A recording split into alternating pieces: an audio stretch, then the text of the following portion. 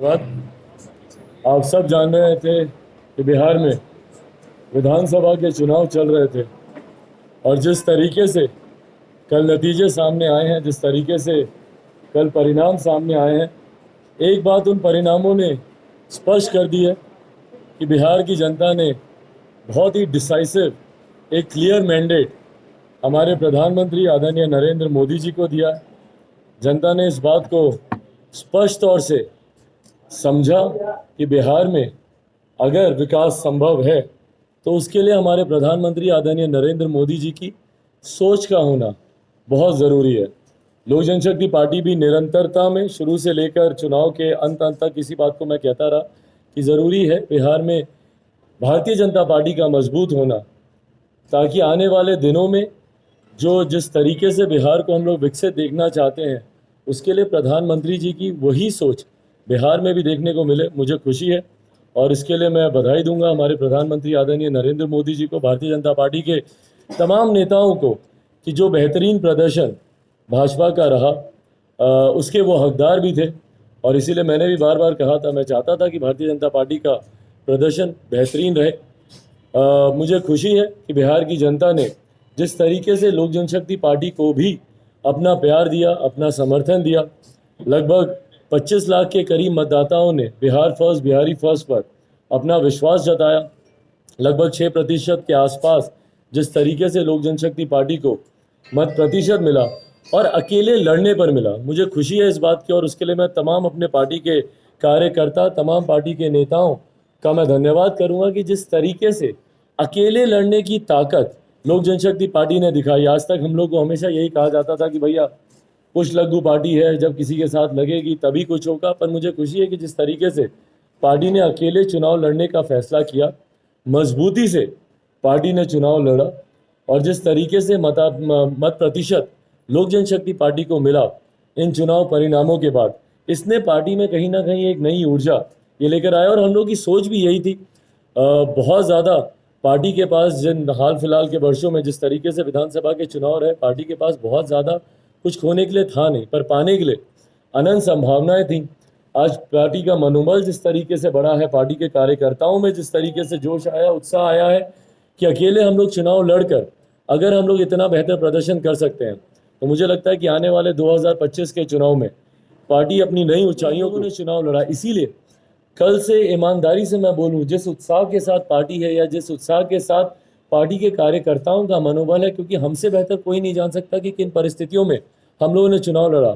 8 तारीख की वो रात एक ऐसी रात भी थी जब हम लोग संभवतः परिस्थितियों के सामने घुटने भी टेक सकते थे, हम लोग अपने हाथ खड़े कर सकते थे, हम लोग कह सकते थे कि भैया पापा का निधन हुआ है, नहीं तैयार है पार्टी, अभी की तारीख में नहीं तैयार है हमारे प्रत्याशी, हम लोग शायद चुनाव नहीं लड़ सकते हैं। पर मुझे खुशी है कि हम लोगों ने घुटने नहीं टेके, हम लोगों ने परिस्थितियों के सामने हम लोग झुके नहीं और बल्कि उन्हीं परिस्थितियों को अपने अनुकूल करके मजबूती से हम लोगों ने चुनाव लड़ने का हम लोगों ने काम किया। पार्टी की एक मजबूत नींव को हम लोगों ने तैयार करने का काम किया। मैं एक बार फिर पुनः भारतीय जनता पार्टी और विशेषतः हमारे प्रधानमंत्री आदरणीय नरेंद्र मोदी जी का मैं धन्यवाद करता हूँ। उन्हीं की कारण से आज पुनः जिस तरीके से एनडीए की सरकार बिहार में बनना संभव हुई है और कल जिस तरीके से आदरणीय प्रधानमंत्री नरेंद्र मोदी जी ने आत्मनिर्भर बिहार का उन्होंने नारा दिया और जिस तरीके से बिहार को लेकर वो एक नई सोच के साथ आए हैं कि आने वाला जो दशक है वो बिहार में विकास की एक नई धारा खड़ी करेगा। मुझे पूरा विश्वास है कि जब प्रधानमंत्री जी खुद प्रदेश का नेतृत्व करेंगे और जब प्रधानमंत्री जी खुद इसकी मॉनिटरिंग करेंगे कि उनके संरक्षण में बिहार विकास की राह पर आगे बढ़े, तो यकीनन जो एक लंबे समय से हम लोग बिहार में विकास की बात करते हैं वो संभव हो पाएगा। मैं बिहार के तमाम मतदाताओं का, पूरे बिहार की जनता का मैं धन्यवाद देता हूं कि जिस तरीके से उन्होंने बिहार फर्स्ट, बिहारी फर्स्ट पर अपना विश्वास जताया, अकेले पार्टी चुनाव में उतरी, उसके बावजूद जिस तरीके से लगभग 25 लाख लोगों का समर्थन लोक जनशक्ति पार्टी को मिला। बाकी भी अगर आप दलों को देखें जो 4-4, 5-5 झंडे के साथ भी जो चुनाव में उतर रहे थे, कोई 55 लाख, कोई 60 लाख के आसपास उनको समर्थन मिला है। तो ऐसा नहीं कि रेस में कहीं लोक जनशक्ति पार्टी एकदम इररेलीवेंट है या एकदम छूट गई है। 15-16% जिस तरीके से गठबंधन के साथियों को मिला, 4-4 गठबंधन होने के बावजूद, और वहीं लोजपा को जिस तरीके से 6% का मत प्रतिशत हम लोग को मिला, ये अपने में दर्शाता है कि बिहार की जनता ने जिस तरीके से बिहार फर्स्ट, बिहारी फर्स्ट को अपना समर्थन दिया, उसमें अपना विश्वास रखा। इस विश्वास को इसी तरीके से आने वाले समय में बरकरार रखा जाएगा। ये वादा मैं बिहार की जनता से करता हूँ। ये वादा मैंने किया था कि बिहार फर्स्ट, बिहारी फर्स्ट, बिहार को पहले पायदान पर लेकर जाना है।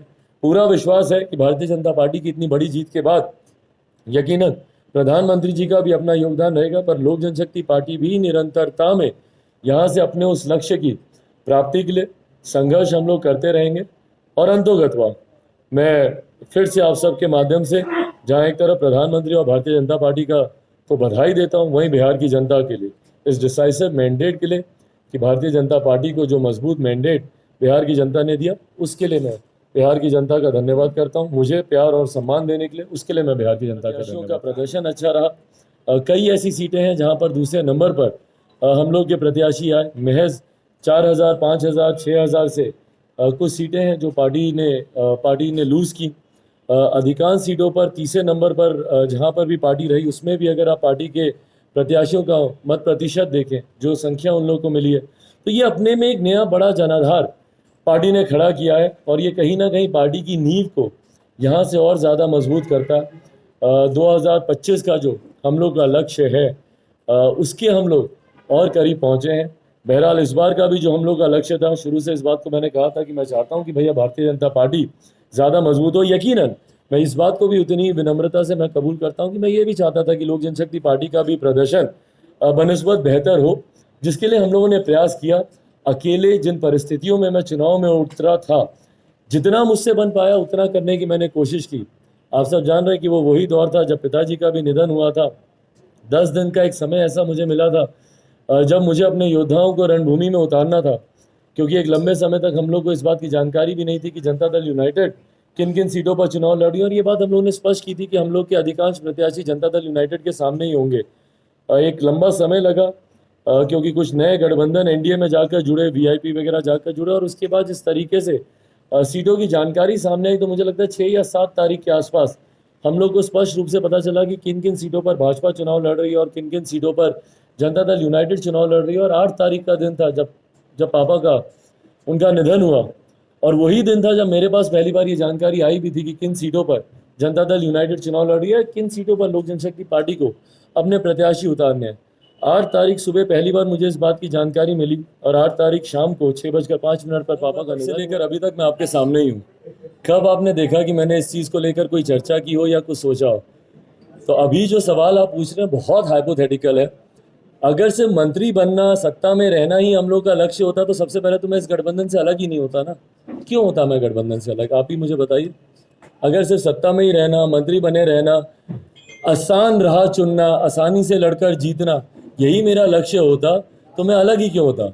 संघर्ष का रास्ता जब मैंने खुद चुना है, अपनी पार्टी को मजबूती देने के लिए, अपनी पार्टी को आगे लेकर जाने के लिए, कम से कम आप सब इतना तो मुझे बधाई देंगे इस बात के लिए कि भैया चिराग पासवान में अकेले इतनी हिम्मत रही कि अकेला रणभूमि में उतरा, लड़ा, मजबूती से लड़ा।